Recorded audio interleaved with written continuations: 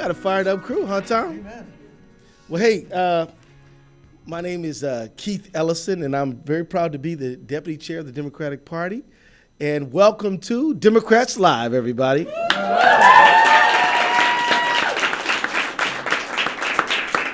We want folks to know that we're going to be coming to you about weekly is what we're aiming for. And we want you to tune in every single week because we know that you want to know what the Democratic Party is up to. We will feature leaders from all over the country. Some of you don't know, some you do know. But we're going to be talking, and we're going to be communicating, and we're going to be getting your ideas. This is not a one-way communication thing. We want to know what you think, and we want to share with you what we think. And we also want you to know that, hey, you can go online and get digital with it. Go to, you can tell people where to go and sign up to take action or donate to democrats.org/Democrats Live. So who's going to tell a friend to go to Democrats Live? Anybody? Yeah. Democrats.org, Democrats Live. And so let me just say, I happen to be a member of the U.S. Congress. I practiced law before I got into politics in the state legislature in Minnesota. And then I went to Congress in 2007. And now I'm very happy to be joining our illustrious chair of the Democratic National Committee, none other than Tom Perez. Tom, tell them about yourself a little bit, man. Well, hey, it's great to be here, folks. I am so honored to be here with my good friend Keith Ellison.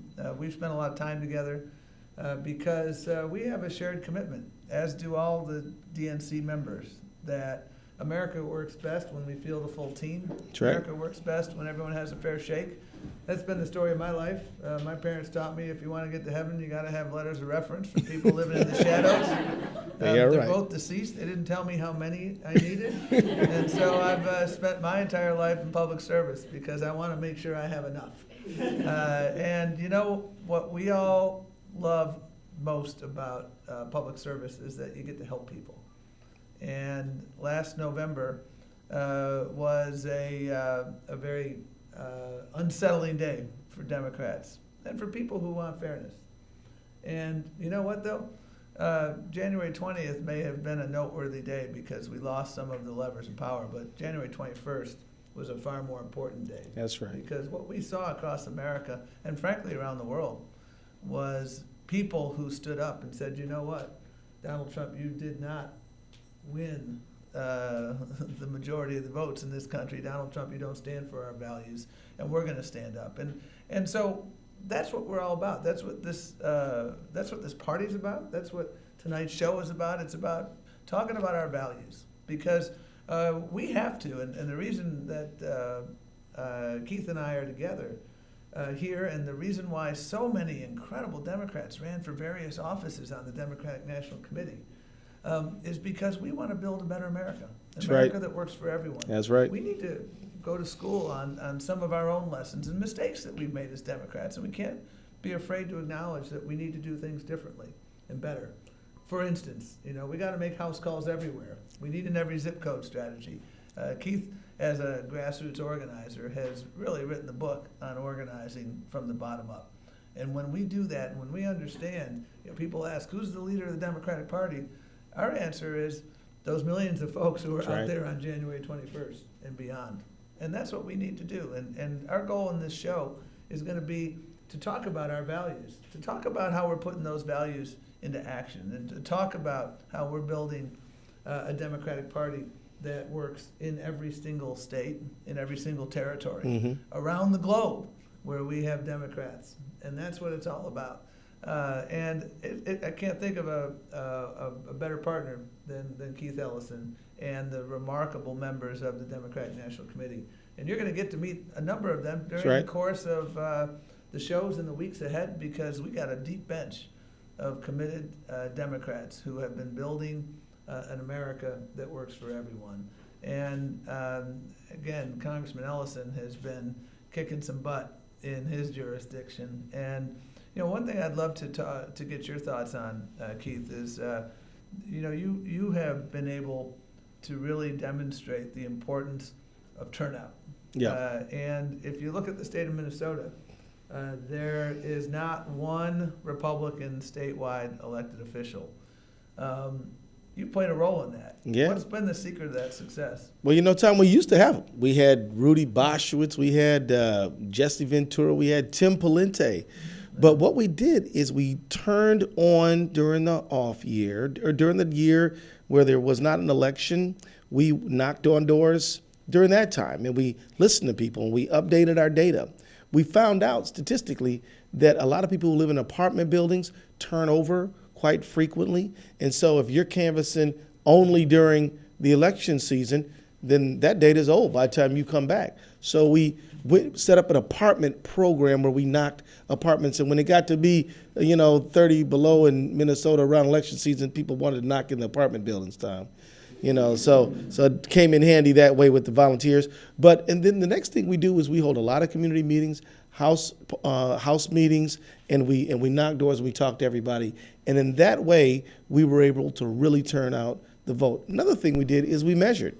How do you know you're doing better if you don't know where you started and you don't know where you end up? So we said we have a 3% goal of turnout. Not of my win percentage, well, that's irrelevant, but just taking 3% more of the people who voted last time in the last comparable election and tack on 3%, and that is now our new goal. So in 2012, which was the last presidential election, we did 262,000. We wanted to increase turnout. Now this year was a rough year. We did well in a tough year, but at least we had a goal to shoot for. We ended up with 250,000. But that still allowed us to give enough votes to keep Minnesota blue when our neighbors to the west and further to the east and further east went red. So Wisconsin and Michigan went red. Minnesota, even in a year where there was a surge of certain voters, we still kept the state blue, and we're very proud of that. But Tom, I got to ask you a question. I see you're wearing red. You were talking about red, and I What's- see there's a lot of people here Oh, wearing okay. red. And thank you, sir, for wearing red as well. Yeah, That's the brothers are in it.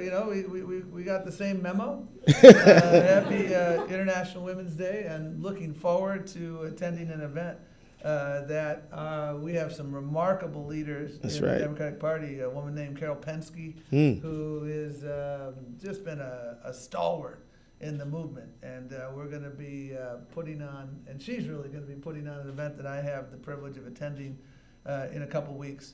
But today's day is really so important. As the father of two daughters, That's right. both in college, I have taught them that when women succeed, America succeeds, and that is what we understand.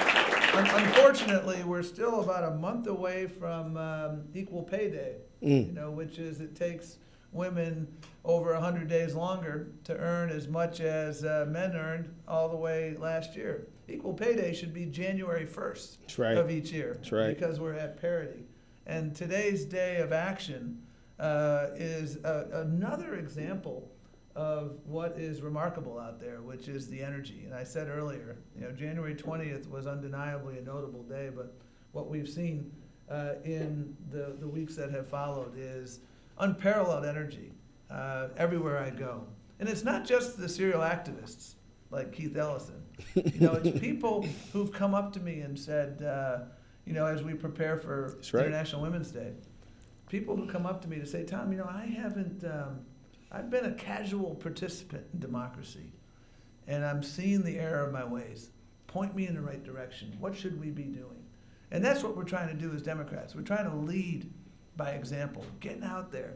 And we don't need to lead every march, but we want to make sure that we are an active and constructive participant, helping our brothers and sisters in the union movement. The union movement has been the subject of unrelenting attacks in recent years by governors like Scott Walker. You see the attacks right now in Iowa trying to eviscerate. And I was happy to hear the very quiet jeer when I said Scott Walker from a few in the audience. You don't need to be silent about that, because what he has done to working people in Wisconsin is create a very unlevel playing field. When you don't have a seat at the table, and that was his goal.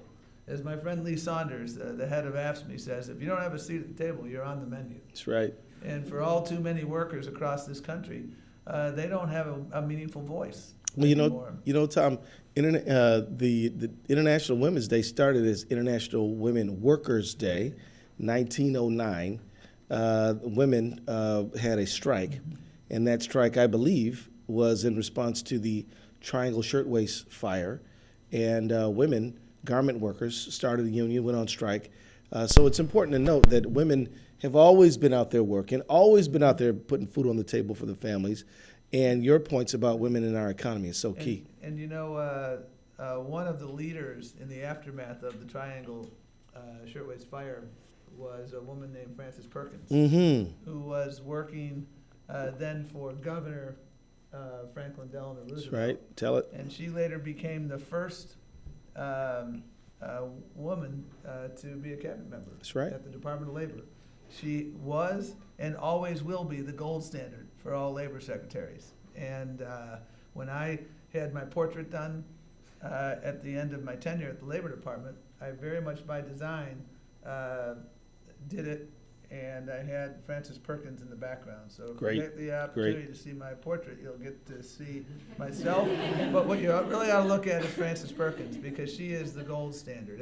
And I have a trivia quiz, because as we talk about International Women's Day of Action, how many airports in the United States are named after a woman? Does anybody know that? I'm afraid of what the answer might be.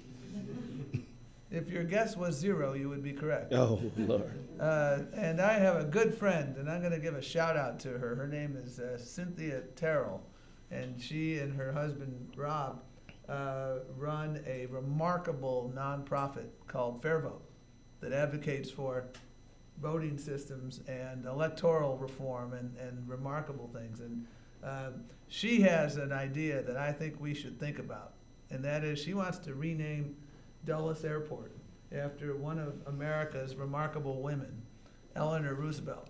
And I like that idea. This? You know what? There you go. And the acronym for that airport would be ERA. So I kind of like that. Eleanor Roosevelt kind of a doubler. Airport. So I think we ought to get a little crowdsourcing on that, and I think we ought to get a little petition out to the White House. Oh, okay. Unconscionable, and I know this guy in the White House doesn't share our values, but that doesn't mean we're not going to advocate. And it's remarkable to me that I mean, come on, who did more for America?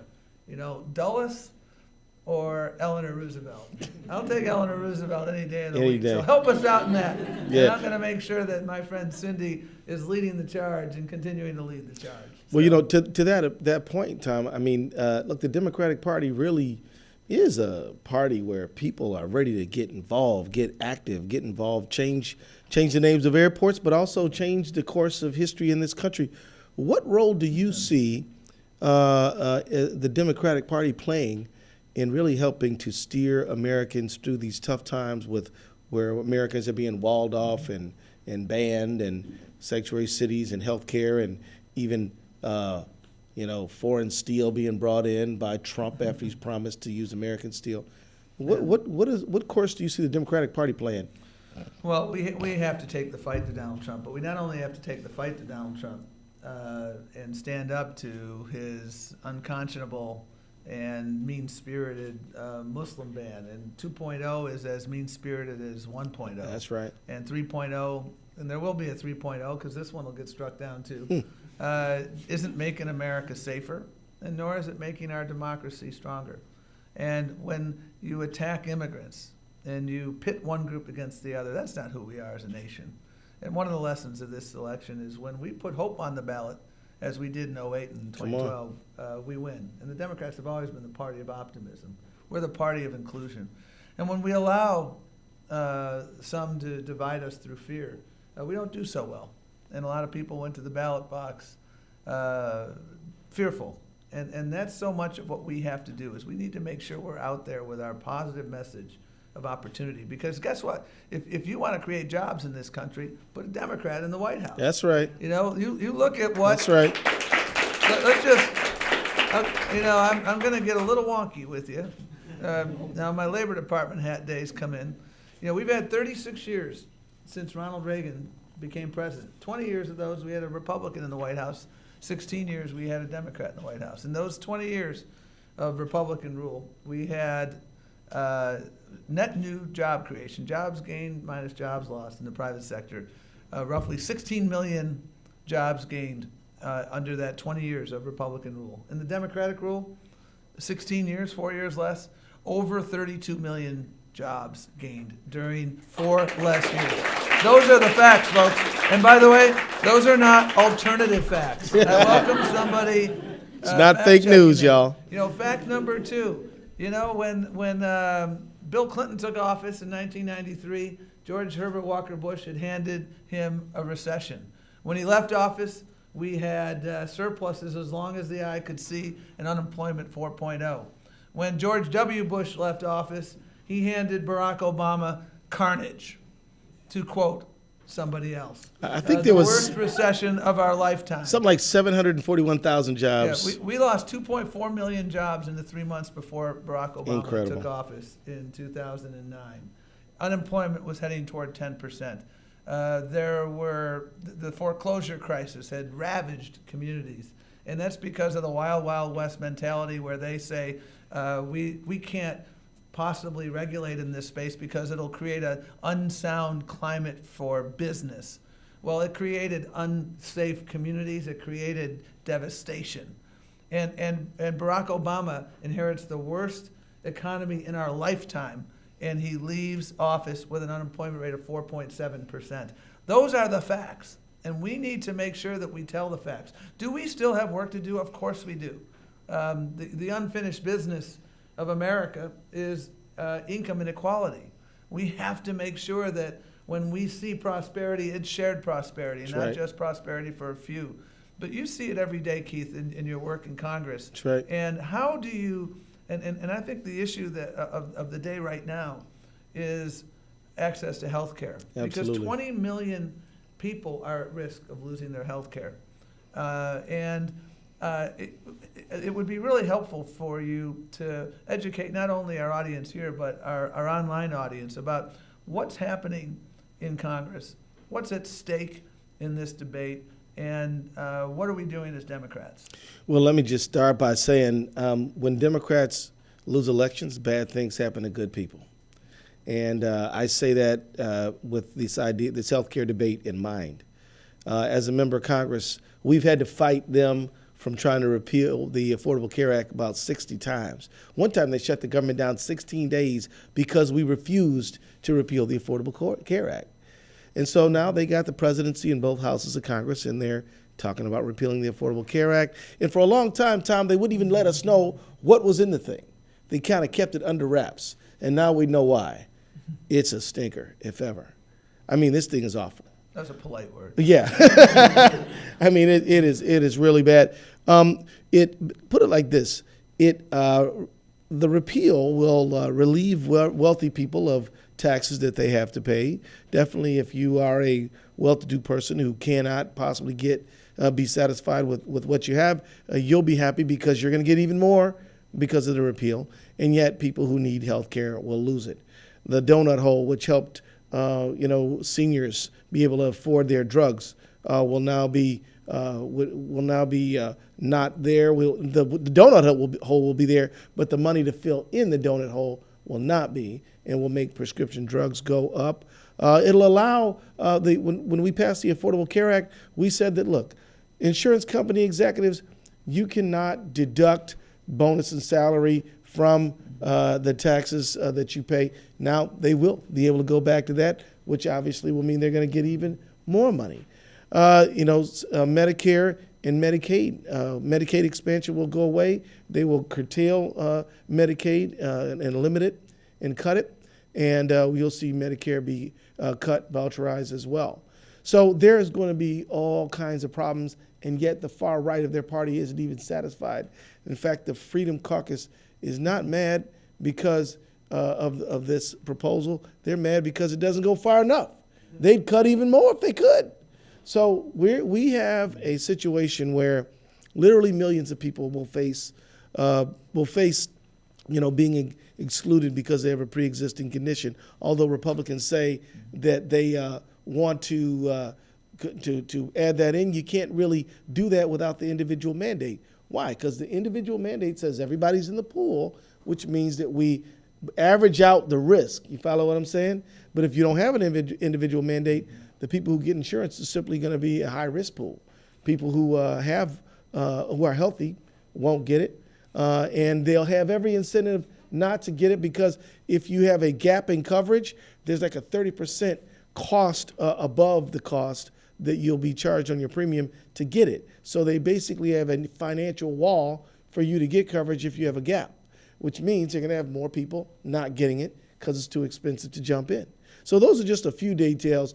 What you need to know is that the Affordable Care Act is worth fighting for.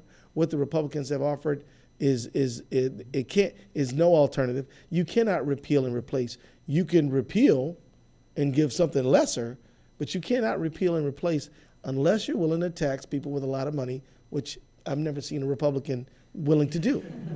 So, and this is one of those things, and we're going to get to questions here in a moment with Adrian. The thing to understand is history lessons. When the Social Security Act was passed and our Social Security system went in play, you got to read the history books, and it was going to be the end of the world as we know it in the eyes of the Republican opposition. When Medicare was being debated and passed, there was a guy named Ronald Reagan who actually put out an album, and I had the album cover in my office that said, Medicare will lead to socialized medicine. And then he said, not only that, it will lead to socialism in America. And look what history has shown. Medicare helped reduce poverty in folks over 65. The Social Security system helped provide that safety net for so many people, including people with disabilities. And now we have the same movie over and over again. The Affordable Care Act is a job killer. Oh, by the way, I used to work at the Labor Department. And guess what? The Affordable Care Act, we have added 15 million jobs to the economy since the Affordable Care Act passed. And behind all these numbers are real people. That's right. And people like Ward. Ward was a long-haul truck driver that I met in Tennessee. Ward contracted a very serious illness, a form of hepatitis, and he could no longer work. And he didn't have any health care as a result of the fact that he could no longer work.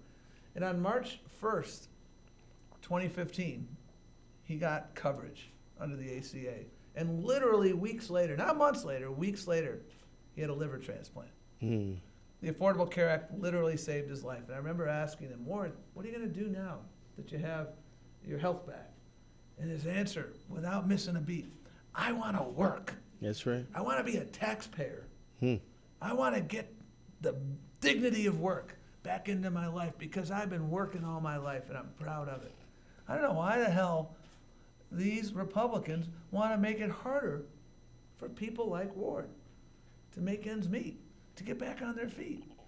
It is inhumane at a minimum. That's the most charitable word I can think of. And that is why we as Democrats are calling on anyone listening tonight to talk to your friends. Get out there. The reason why they're rushing this bill through is they're hoping they can get it done before the recess so they don't have to face the wrath of people. They're doing it so fast in the House that the budget office that tells the fiscal impact of a bill hasn't even finished their work. No score. But don't let the facts get in your way. Ready, fire, aim. That's what they do. So we need folks to mobilize. We need to work side by side with our brothers and sisters in faith communities, with our brothers and sisters in the labor movement, with women. And by the way, you're going to be able to be discriminated against once again because of your status as a woman. That's right. Under this repeal. How cruelly ironic on International Women's Day. I mean, a lot of people may not know this, but women pay more for health care. They pay more in premiums. In fact, they treat being female as a pre-existing condition for which they charge you more. It's wrong. It's immoral. The Affordable Care Act said, no, you can't do it. And yet this is what they're trying to repeal. And Tom, I just want to say to you, man, thanks for reinforcing this message that activism, full use of the First Amendment, the right to redress your government's grievances with your government, the right to freedom of assembly, the right to freedom of expression, the right to freedom of the press. These things are essential for a good democratic society. And if you don't use your rights, they can grow old and stale, and maybe you won't have them. So now it's a good time to let these politicians know how you feel as an American. The Democratic Party is for the American people. We exist to fight for the American people, and right now, your country needs you. So, Adrian, let's turn to you. We have this is our first show, and it's remarkable how many questions we've gotten. So I think you're we got a few, huh? And showing or ask us the ones that were most frequently asked, perhaps. So we actually have a milestone tonight. We have passed 10,000 questions. What? We're being asked. 10,000? 10,000. 12 hours alone. Hey, you know, Tom, people care, man. People care. 10,000 questions? Yeah, that is right. Well, we're going to make an effort. I don't think we'll get to all 10,000 tonight, just want you to know. But we're going to figure out a way to post some answers to the other ones online. Yeah, so I think we're going to prioritize the ones that were asked the most frequently on Facebook and online. The first question is from Melanie, who's in Arizona, and she wrote that gerrymandering should be the #1 priority for the Democratic Party today. Mm-hmm. And she asked, what are you going to do to push back against GOP gerrymandering that has taken place since 2010? Sure, I mean, that's a huge question. And voter suppression and gerrymandering are integral parts of the Republican playbook, period. And the voters of Arizona did something pretty smart a number of years ago. And they, through a ballot initiative, created an independent redistricting commission. And as a result of that, the playing field is level in Arizona for members of Congress who are running for office. And that has been very helpful. And there are a few other states where you can possibly do that. I worked in the Civil Rights Division of the Justice Department, and racial gerrymandering was a very big play in the Republican playbook. And partisan gerrymandering is a big play. There was just a big victory in Virginia last week in a gerrymandering case. And we need to make sure that we have a pitched debate about ideas in this country. But then what we need to do is make it easier, not harder, for eligible people to vote. That's right. And when you pat districts, as the question correctly notes, then you create this dysfunction that we find in Washington. And we create this dysfunction in state legislatures.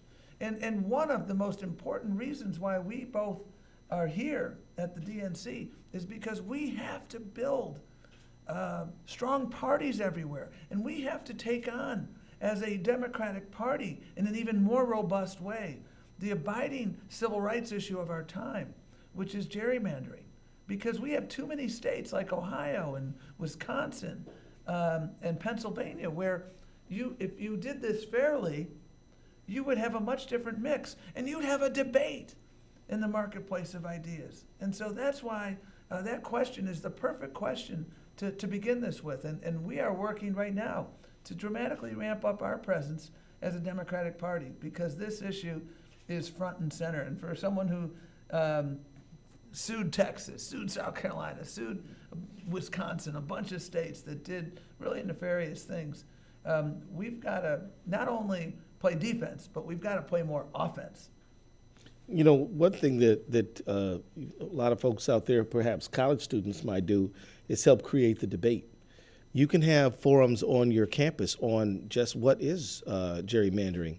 You can explain it. You can bring folks in. Maybe you can invite Tom and I to come talk about it.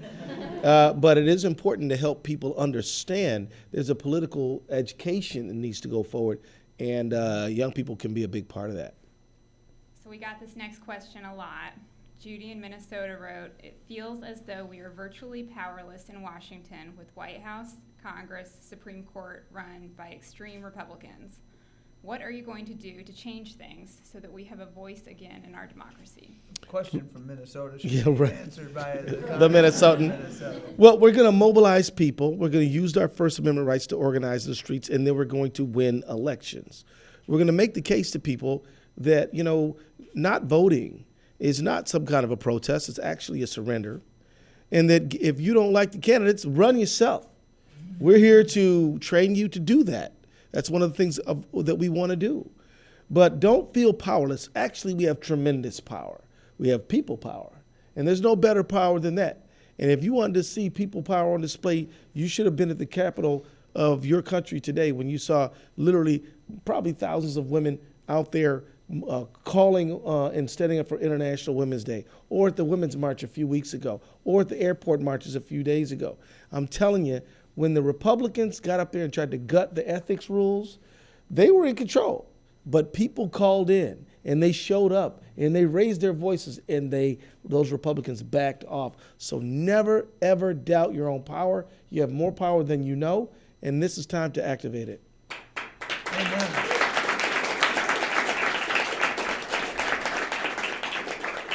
Rachel from Alabama wrote in. She asked, what are your plans to get all the coalitions within the Democratic Party onto the same page to come together and work together in order to strengthen our party? Well, I think that's one of the biggest challenges, and we have been we just came from a meeting earlier tonight with some leaders in the labor movement to talk about how we work together. We don't have the luxury as a Democratic Party to be bowling alone. We have to be together with our allies, and when we are together, we get so much more stuff done, and that is why we talk about culture change at the Democratic Party. And one dimension of culture change is to make sure that we are in sync with our allies. The union movement is under attack right now. That's right. In courts of law, in state houses, and across this country.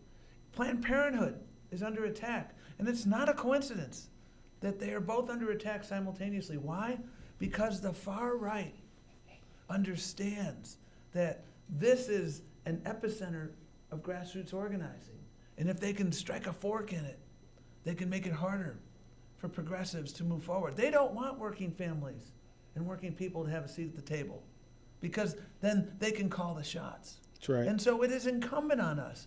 And that is why we have spent so much time, even in the 6 or 7 short days that we have been in these roles.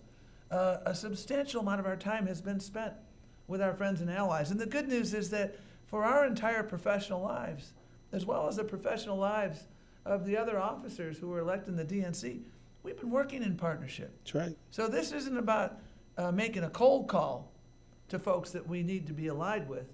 This is about calling friends. And as we do this, that's how you're seeing the success across this country. You're seeing these rallies in town hall meetings. And it's a combination of Democrats, of union leaders, of faith leaders, of women's leaders, of folks from the immigrant community coming together. And the reason why they're trying to ram this bill through is, again, they don't want to go home and confront the wrath of these folks. Well, right. Folks, you can try to ram it through, but it ain't going to work, because we'll come to your office here. And the more we do that together, the more we succeed. From Fredericksburg, Virginia, Adrian, good name, wrote in to ask. Did you put that one in there, Adrian? I didn't, I swear. What plans does the DNC have to recruit viable candidates in traditionally red districts? Well, I think Tom and I agree that this is a critical function of the DNC to engage, inspire, recruit, and train people to run for office. Let me tell you, we need you to run. We need you to think about running. We need you to plan your run. And some folks out there think, hey, I might make a good city council member, but I have no idea how to even start. We want to help you bridge that gap. And the first thing is to start telling you that we want to encourage you. And then we want to go to these states, these red states, and have some training and recruitment sessions. And by the way, Tom, as you well know, our allies are great at training too.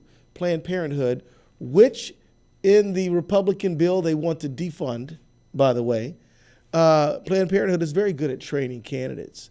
And so is Wellstone Action, and so are our union partners. And so we want to take the fight right to them.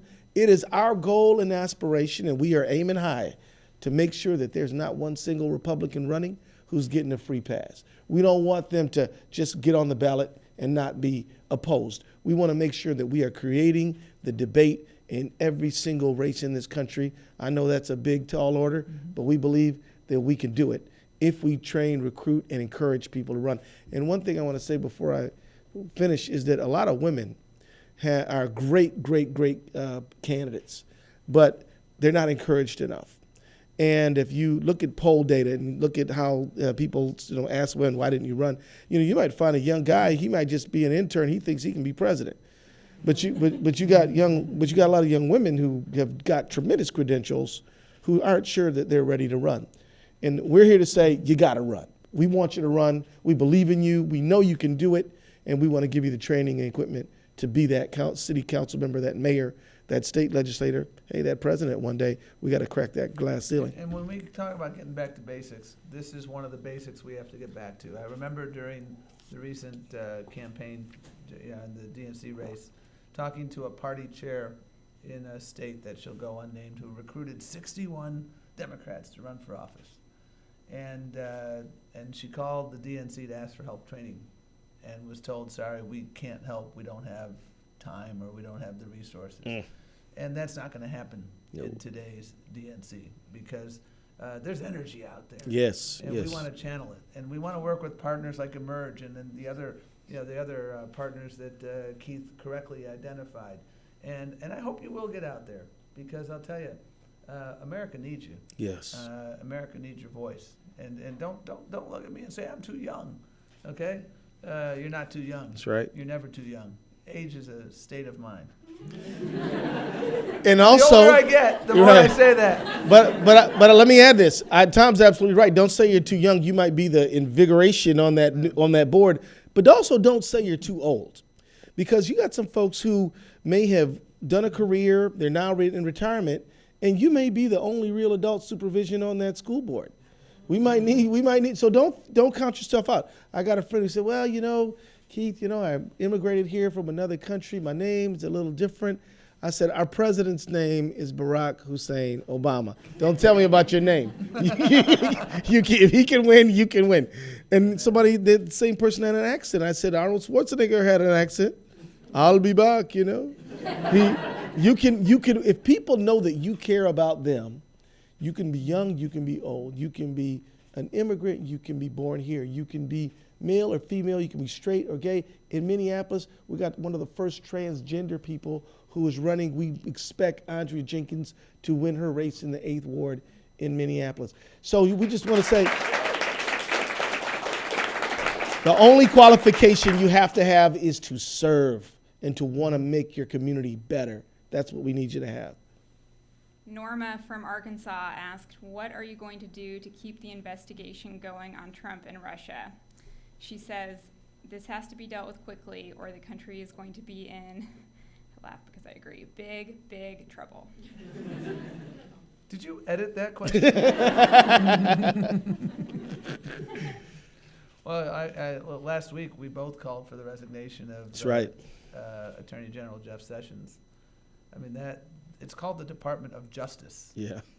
And when you go in front of Congress and you're asked a question about your involvement, did you meet with someone? And by the way, one of his meetings took place at the Republican National Convention. What the hell are you doing at the convention talking to the Russian ambassador? Are you talking about the Philadelphia Phillies? I mean, are you, or the Cleveland Indians? I think their convention was in Cleveland. So I don't get that. This issue is an enormous issue. We're now reading more and more with every passing day about more contacts between Trump administration officials who were meeting in Europe with officials from Russia. And now we have elections coming up in Europe of our allies. And they're starting to see similar things. And they're asking for our help. But they're not getting it because we have a sock in our mouth. That's right. And this, Dr. King once said, we will repent not only for the horrific acts of bad people, but for the appalling silence of good people. There's a lot of folks, many of whom I know on the Republican side that I know are good people. But they got a sock in their mouth. And this is our national security.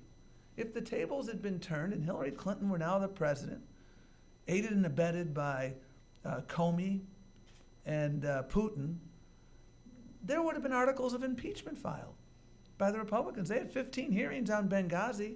They'd be on their 45th hearing on this issue. There's no doubt about it in my mind. And there's no doubt about it to anyone else. And that is why we need an independent counsel to take a look at this. And they need to go up and down wherever the evidence takes you. And I say this as someone who worked at the Department of Justice. And I was proud to work there under both Republican and Democratic administrations. That place, justice means justice. Justice is supposed to be blind.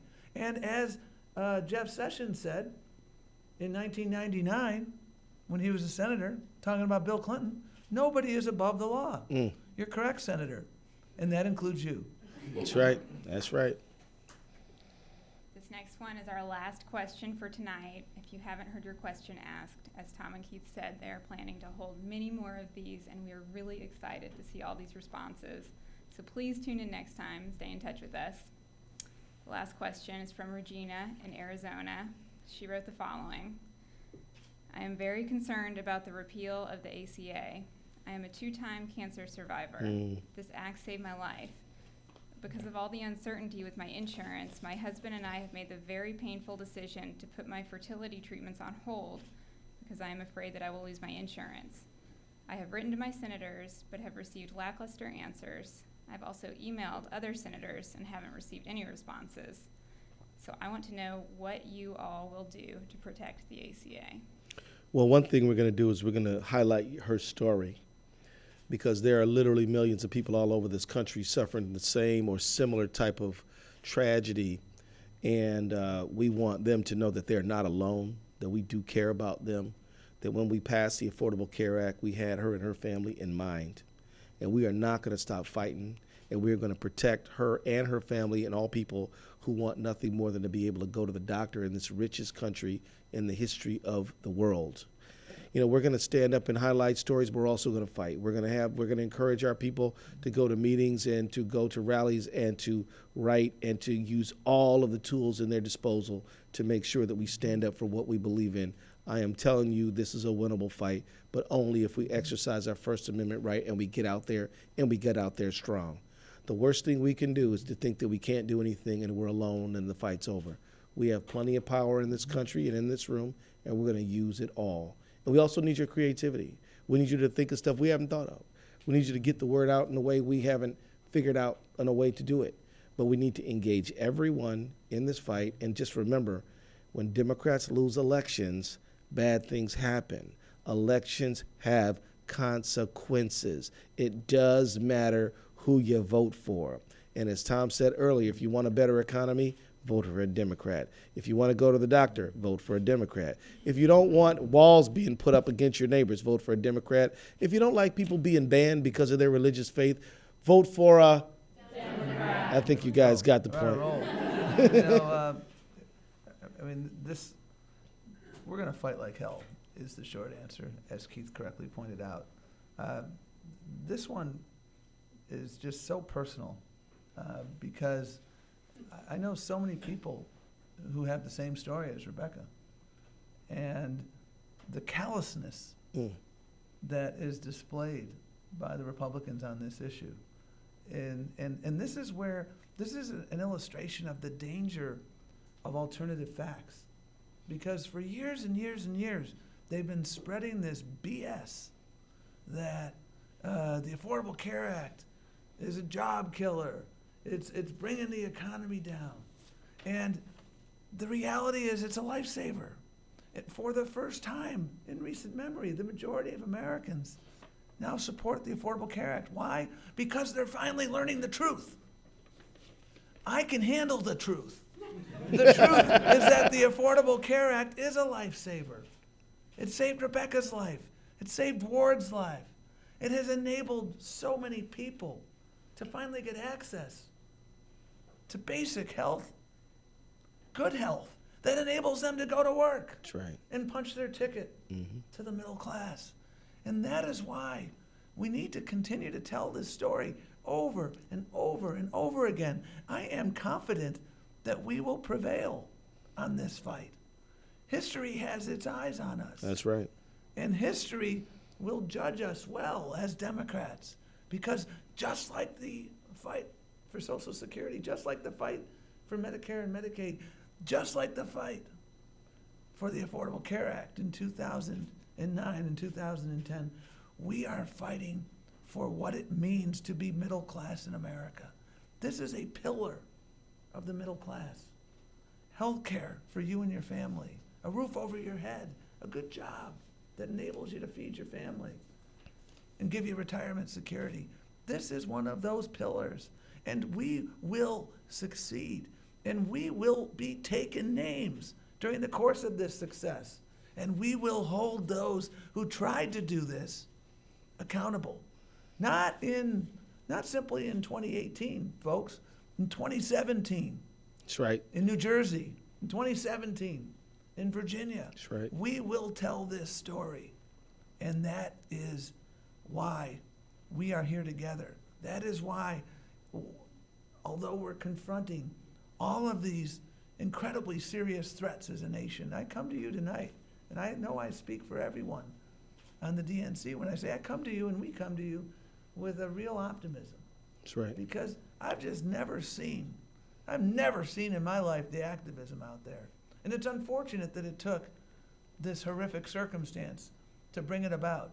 But out of troubling times come heroes and heroines. That's right. And that's what we're going to do. We're taking this country back. And this is such an appropriate question to end this night on, because we always want to end the night with a call to action. And the action that we need is for you to be there everywhere you are in this country. We have a 50-state strategy for electing Democrats. It's a 57-state strategy when you include the territories and the district. In Puerto Rico, Democrats abroad. But you know what, folks? We need the same strategy to preserve the ACA, because it's not just Democrats who have pre-existing conditions. Right. It's not just Democrats who contract cancer. It's not just Democrats who need prescription drug relief. It's everybody in this country. And with your help, that's how we will succeed. That's how we will ensure that that arc of the moral universe does indeed continue to bend toward justice. It never bends on its own. So, folks, we got to bend it together. Hey, that's awesome. Thanks, Tom. That's right.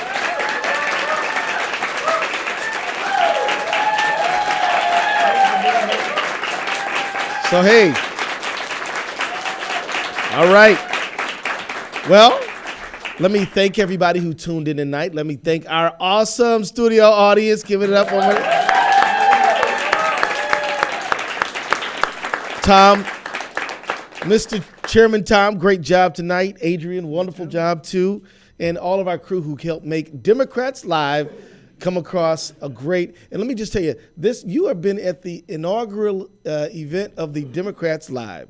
We will be coming back to you week after week with engaging, important discussions from leaders all across this country, some with names that you hear every day, some who you may not have heard of, but who are just as engaging and important in the conversation, people of various ages, backgrounds, and walks of life, rural folks, urban folks, suburban folks, all of our folks.